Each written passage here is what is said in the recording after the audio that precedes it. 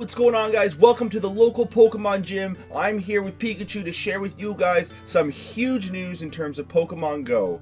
John Hanke, CEO of Pokemon Go, recently had some official interviews with the Game Informer and released some major updates and plans for the app, and I want to share that with you guys today, because if you think seeing Pokemon on your screen in life is cool, how about seeing them with your very own eyes in the world around us? I'm going to get more into that in just a few minutes.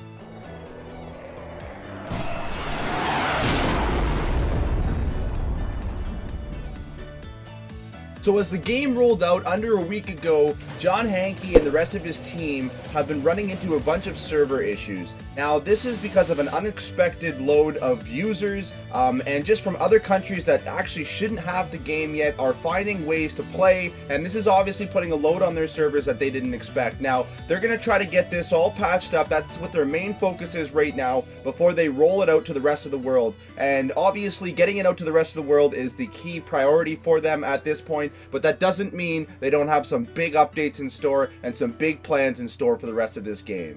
So in this interview, one of the things that John Hanke made clear is that this isn't a static game.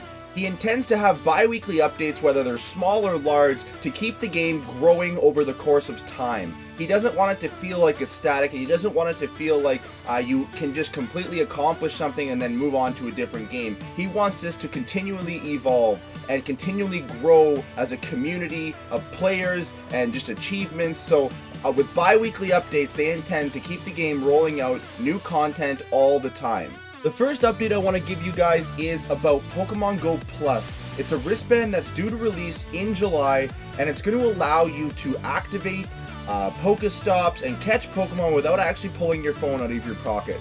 The way it's going to work is if a Pokemon is in the vicinity, your wristband will vibrate and you will be able to throw a Pokeball with the button on the wristband. Now, the wristband will turn green if the Pokemon was successfully caught, or red if it was a failed attempt. So it's going to allow you to play the game without having to have your smartphone on at all times, and you're going to be able to activate Pokestops and certain aspects of the game from this wristband, and it's going to be a great feature. Hopefully it will release soon for you guys, because it is an exciting part of the game. With trading being such an integral part of the Pokemon game in the past, Pokemon Go users have already stated that this is a missing part of the game. Now don't worry, the CEO of Pokemon Go has agreed with you, and he says fairly soon this will be implemented into the game. They recognize this as a major part that they need to implement soon so that people can start interacting with other trainers more often. Now this is a little bit of speculation, but an image was released by Niantic Games showing that it seems to be somewhat of a trainer battle. It doesn't have the same format as a gym.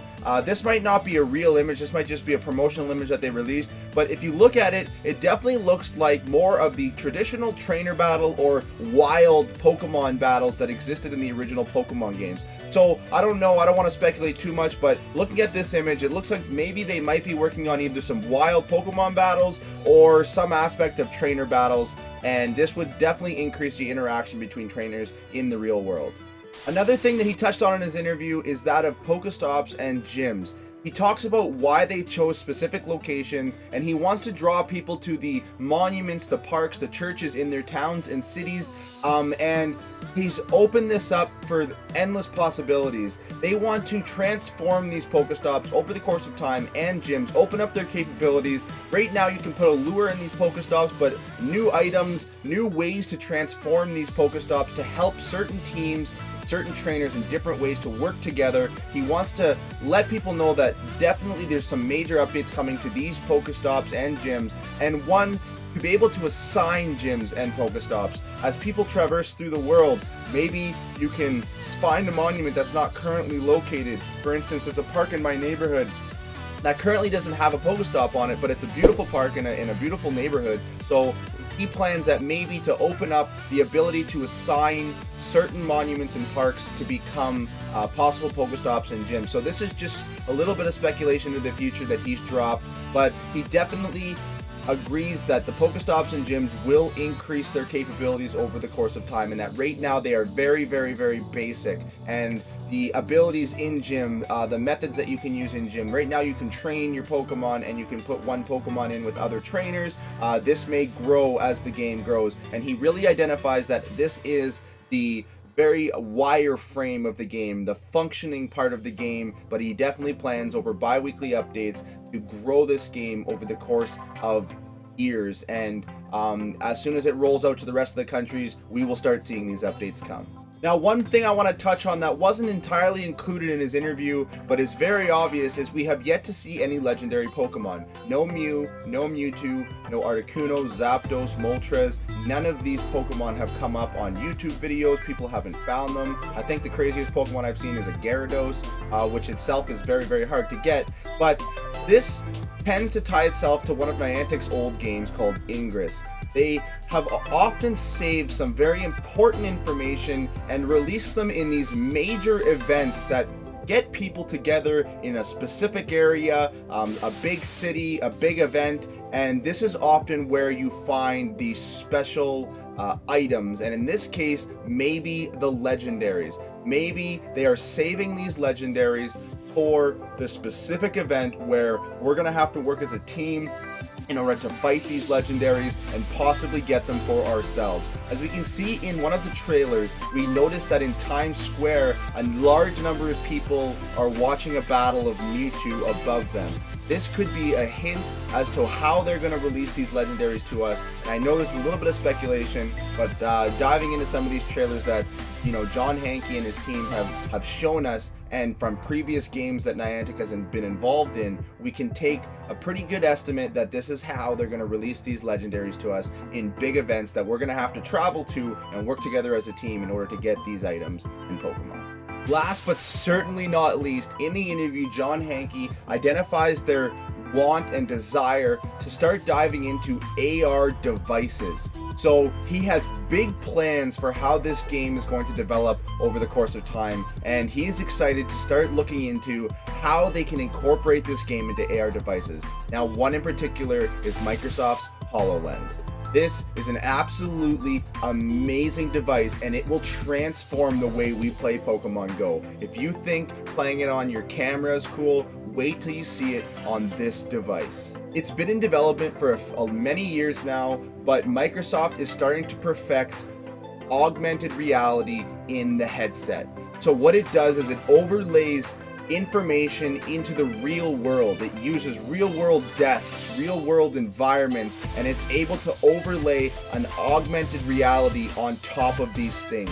If you look at Microsoft's revealer trailer that they did at E3, they showed how this is going to work. They put the device on a camera and showed a Minecraft demo of placing the game on a table. It's absolutely amazing, and if you look at how this could affect Pokemon Go, it could be tremendously better than just seeing it on your camera. You will actually see the Pokemon running around the real world with this wireless headset as you traverse through your neighborhoods, through your cities, and in unobstructed vision, so you can still see cars, you can still see subways, yet you will now also see Pokemon running through the subway tunnels, and you will now see Pokemon running out from underneath the tree with this augmented reality lens. Now, it is a new device. There are still a few minor issues with it that people have talked about, and this has to do with the field of vision. But as you can see in the camera display on this trailer at E3, this demo, you can see the capabilities of it. They have complete vision on this camera. 360 degrees, and there is no field of view issues. Now, this will obviously be incorporated into the headset itself as well, but in time. They do have to widen that field of view and perfect it, but as you can see from its functionality, it's absolutely perfect. It is unbelievable, and I can't wait to see if Niantic Games uses the HoloLens and we can start traversing through our neighborhoods and cities, seeing Pokemon running around our legs, our trees, and everything else that we have within our world. Now, unfortunately, I don't have enough money to get the developer version of this HoloLens to show you guys. I would absolutely love to, but it's $3,000. So unless you guys have $3,000 kicking around that you'd like to spend on a HoloLens so we can try it out, then we're shit out of luck until the actual consumer version comes out, which we're not 100% sure when that is. But if I could ever get my hands on a developer kit, I would definitely show you guys how this works. But until then, guys, I hope you enjoyed these updates. I hope they interested you as much as they interested in me, because I am absolutely stoked to play Pokemon Go as the updates start rolling out. So until next time, guys, if you liked the video, definitely punch that thumb up button. I would love to do more news videos for you guys, keep you guys informed on some of the latest topics, but until then, stay on the bean, you do you, live life your way, because that's the way it's meant to be. Here's your beauties. Video for you guys today where we show you how to make a perfect, attractive, and easy thumbnail without the use of Photoshop and without any skills required in